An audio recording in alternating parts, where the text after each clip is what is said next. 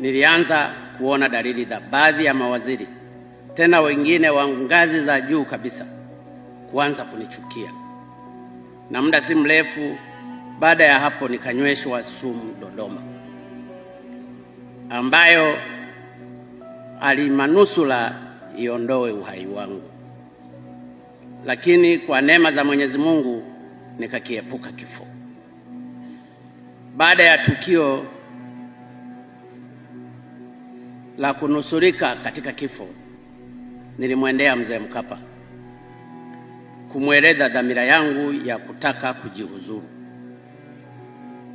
Nakumbuka siku hiyo aliniangalia kwa jicho la baba na mwana, akinihurumia.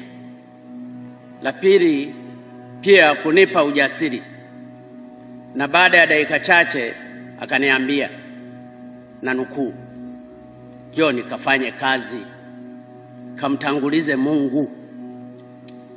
Baada ya hapo nikapewa ulinzi, nikaendelea kuchapa kazi. Katika tukio hili nilimwona Mzee Mkapa kuwa ni mtu anayekupa matumaini hata kama wewe mwenyewe umekata tamaa. Mzee Mkapa, nakushukuru sana.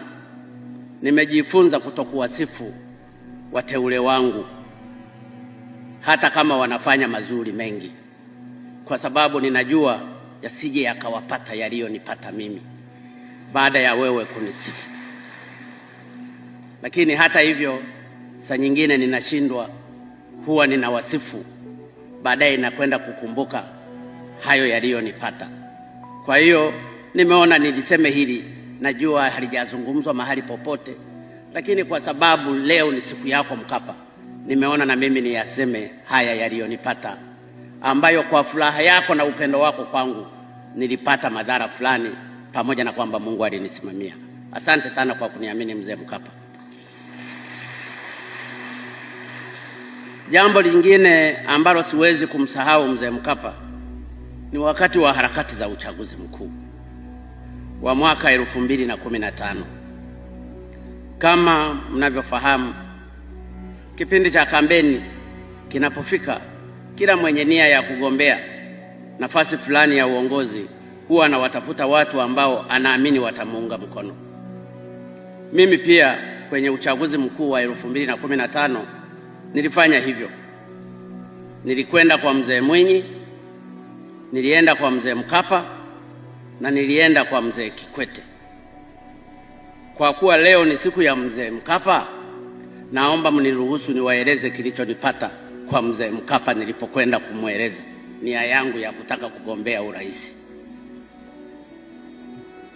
Kwanza kabisa, wakati mimi nataka kwenda kwa Mzee Mkapa, nikagundua kuwa wagombea wenzangu karibu wote wa CCM walikuwa tayari wameshaenda.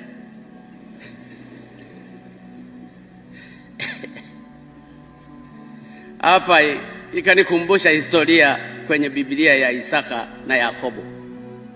Hata hivyo, sikukata tamaa, nami nikaenda na kumweleza Mzee Mkapa kuhusu dhamira yangu ya kutaka kuwania urais. Kwa dakika kadhaa Mzee Mkapa hakunijibu kitu. Na unajua, unapoenda kwa mtu unaeleza halafu hakujibu kitu, psychologically unaanza kujiuliza, je, umefanya nini? Unajuta saa nyingine hata kwenda kumuuliza hiyo issue. Lakini baada ya kitambo kidogo kupita, alinijibu. Nakumbuka maneno yake, na nukuu, "John, kamtangulize Mungu. Kama dhamira yako itakubalika na Mwenyezi Mungu, utafanikiwa. Kinyume chake hutaweza, haitawezekana." Mwisho wa kunukuu.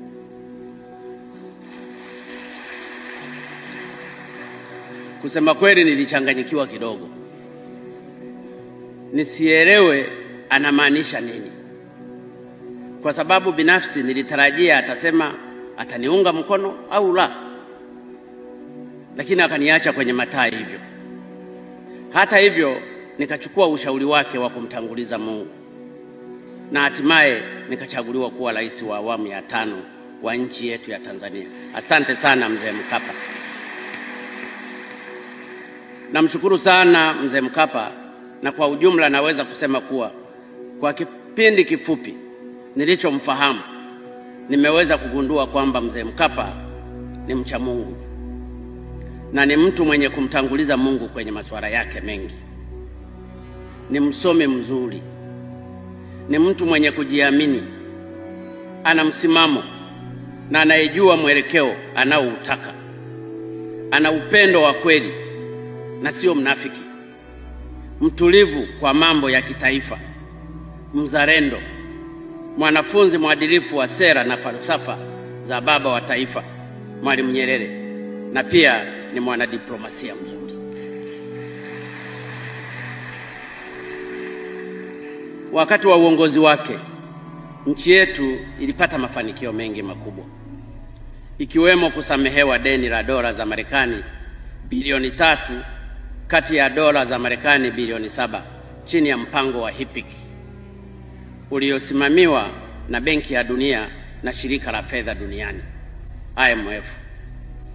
Mapato ya serikali kwa mwaka yaliongezeka kutoka dola za Marekani 612 na 587 mwezi Disemba 1995 hadi kufikia dola za Marekani milioni 1 na 796,862 mwezi Disemba 2005.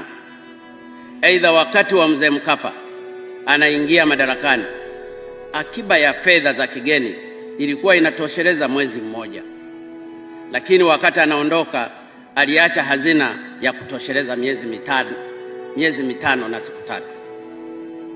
Mzee Mkapa pia alifanya jitihada kubwa za kuondoa umaskini nchini kwa kuanzisha programu mbalimbali ambazo zingine zimetajwa za kuondoa umaskini, ikiwemo mkakati wa kukuza uchumi na kuondoa umaskini Tanzania Mkukuta, mpango wa kurasimisha rasilimali na biashara za wanyonge Tanzania Mkurabita, pamoja na mifuko ya kusaidia kaya maskini Tanzania Social Action Fund TASAF, ambao ulisaidia kupunguza umaskini. Zaidi ya hapo, mzee alijitahidi sana kuimarisha miundombinu kama ambavyo tayari nimeeleza, pamoja na kuanzisha TANROADS na pia kuboresha huduma za jamii ikiwemo elimu kwa kuanzisha programu ya maendeleo ya elimu ya msingi na sekondari PEDP na SEDP ambazo zilisaidia kuongeza idadi ya wanafunzi wa shule za msingi kutoka milioni 4.8 mwaka 1995 hadi kufikia milioni 7.5 mwaka 2005. Aidha, aliendelea kutunza amani na umoja wa Watanzania. Tunakushukuru sana Mzee Mkapa.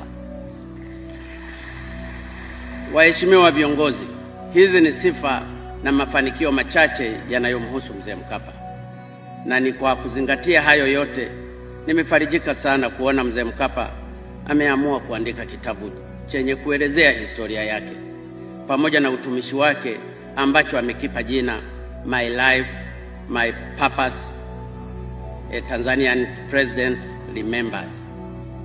Nina matumaini makubwa kuwa kupitia kitabu hiki Watanzania wengi na dunia kwa ujumla wataifahamu vizuri na kumfahamu vizuri Mzee Mkapa. Waheshimiwa viongozi, wageni waalikwa, mabibi na mabwana, kwa haraka